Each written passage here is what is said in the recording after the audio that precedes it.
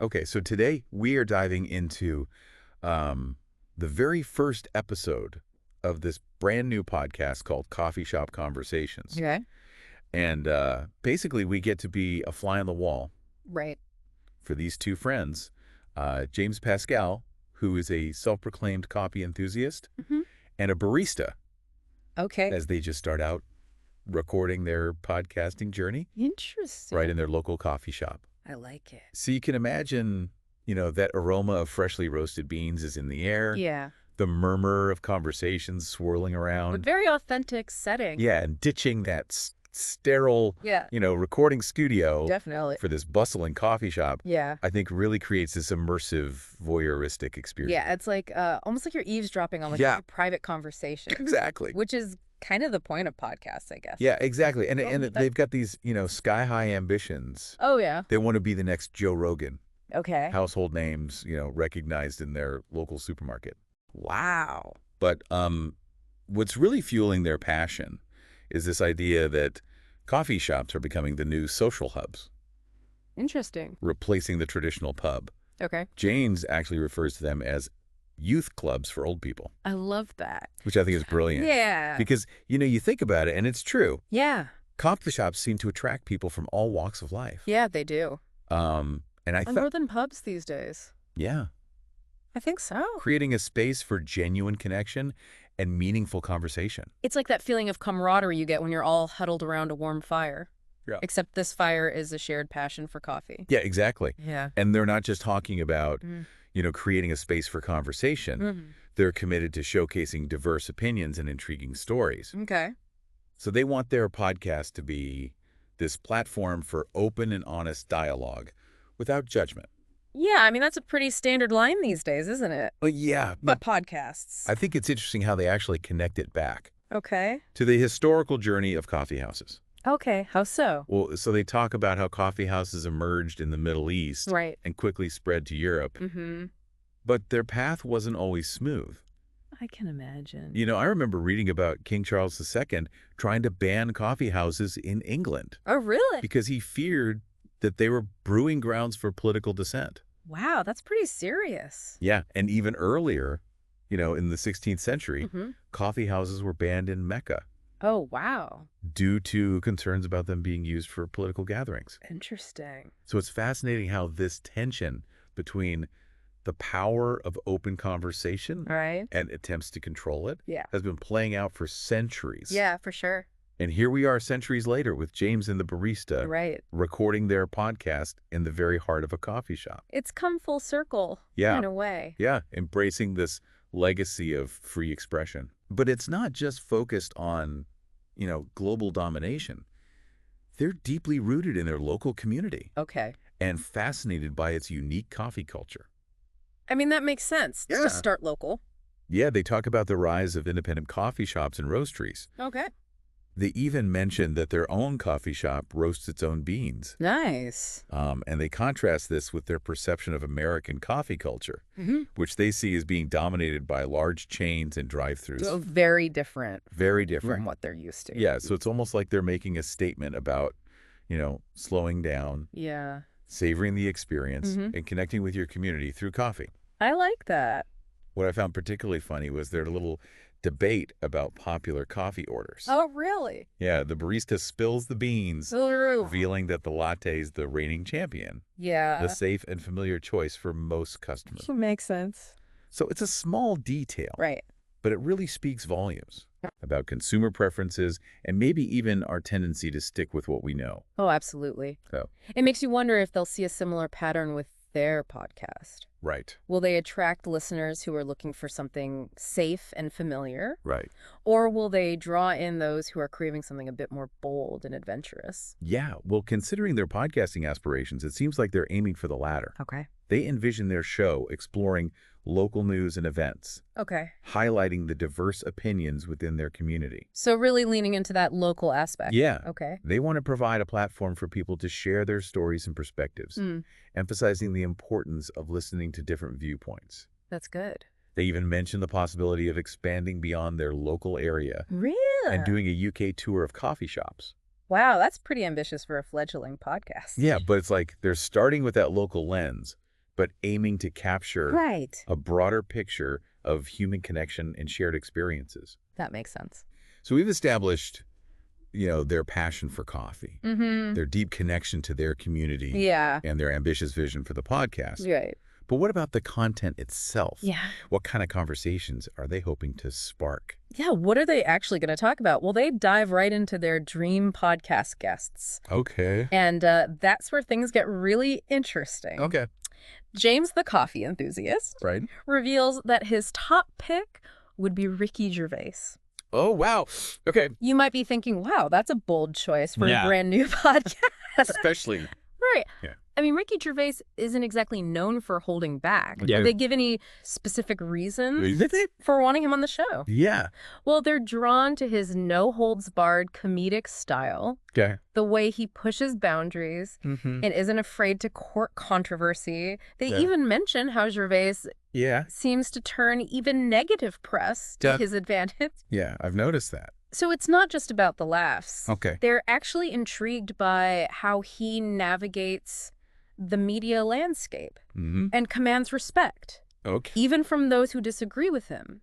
I can see that. It's like they're acknowledging that Yeah. even celebrities are multifaceted individuals Right. with layers beyond their public image. Yeah, for sure. I can see why that would be appealing to them, Yeah. especially given their emphasis on these honest, unfiltered conversations. Right.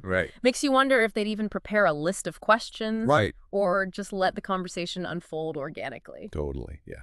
Well, the barista's dream guest choice Okay. might give us a clue. Okay. They choose Louis Theroux, Oh, okay. the documentary filmmaker Right. known for his immersive, often uncomfortable explorations Yeah. of subcultures and controversial figures. It's interesting. Now, that's an interesting pairing Yeah. with Gervais. It is. Both are known for delving into complex topics and engaging with individuals who aren't afraid to challenge societal norms. Yeah. I like it. The barista is particularly interested in Theroux's documentary making process Okay. and how he gets people to open up and Right. reveal their true selves, Right. even when those truths might be unsettling. Yeah. He's really good at that. So while James is fascinated by the man behind the comedian, Okay. the barista is drawn to the art of storytelling Right? and the craft of capturing the human experience on film. I see that. Yeah, that makes sense. They even touch upon the limitations Yeah. placed on Theroux by institutions like the BBC, Oh, really? suggesting that a more informal setting like their podcast Right. might allow him to speak more freely. Okay. It's like they're recognizing the power of their platform, Mhm. even in its early stages, Yeah. to facilitate unfiltered conversations Okay. and offer a different perspective. Yeah, I like that. It's almost like they're tapping into that historical legacy of coffee houses as spaces for free expression. It's in a modern format. Exact. And it's not just about high-profile figures. Okay. They're equally enthusiastic about giving a voice to local individuals Okay. with compelling stories. So really sticking with that local element. Yeah, exactly. They mention a guy named Ryan Griff, Okay. someone they know from the coffee shop, Oh, okay.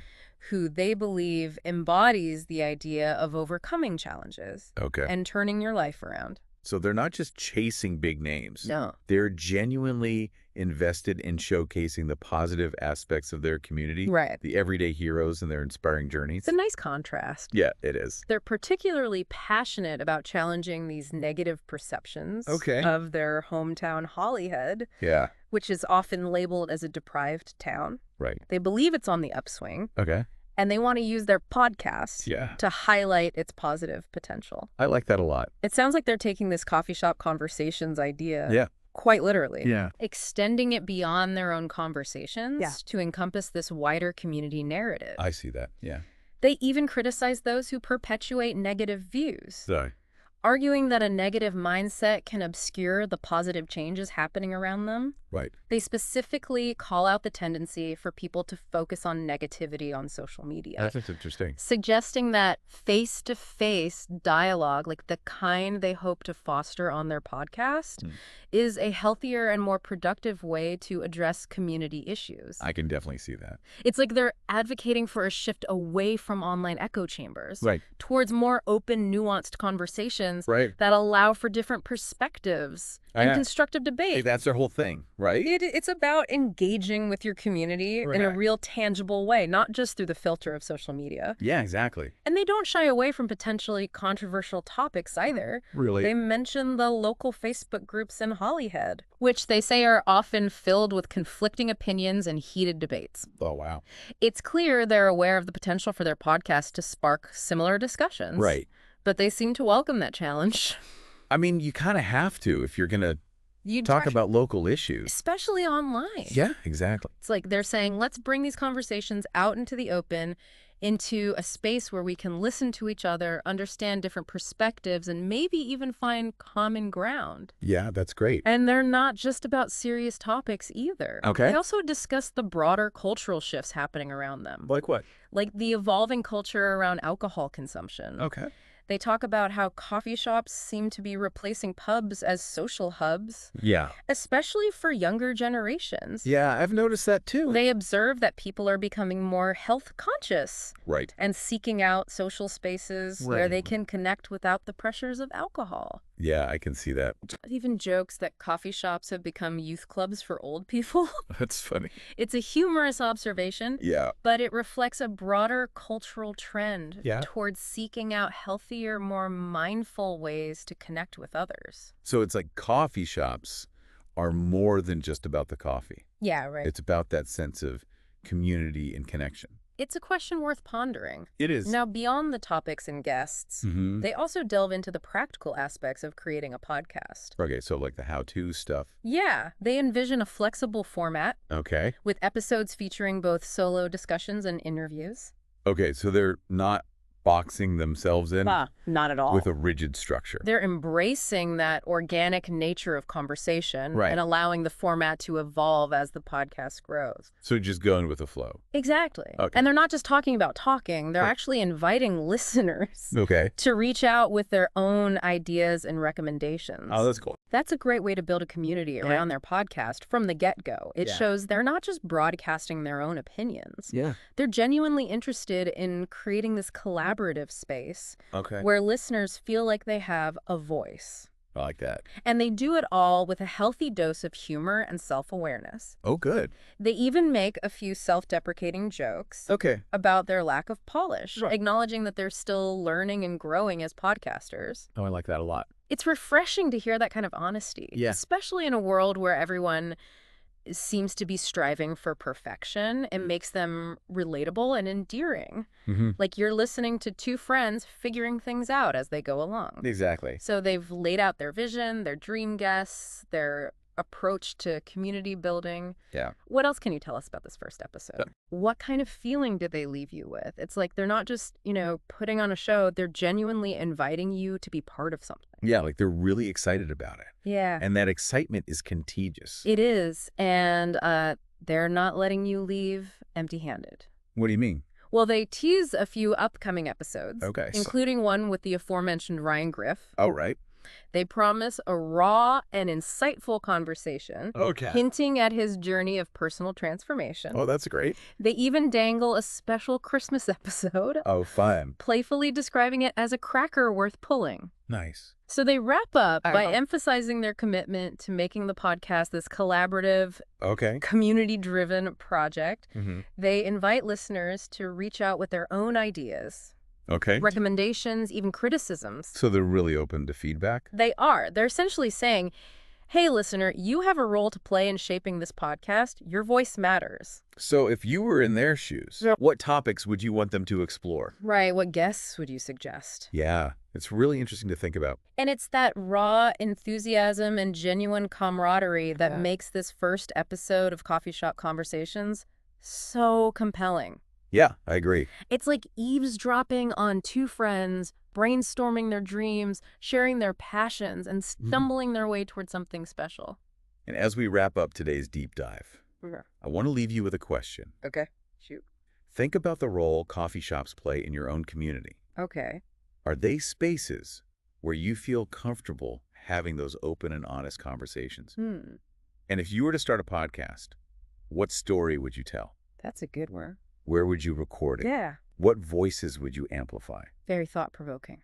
I think, today we've really gotten a glimpse into the power of conversation, Yeah, the allure of local stories, for sure. and the potential for a simple coffee shop to Bruh. become this platform for something truly remarkable. Yeah, I think they've really tapped into something special. And I'm really curious to see where they go from here. Me too. Thanks for joining us for this deep dive. Anytime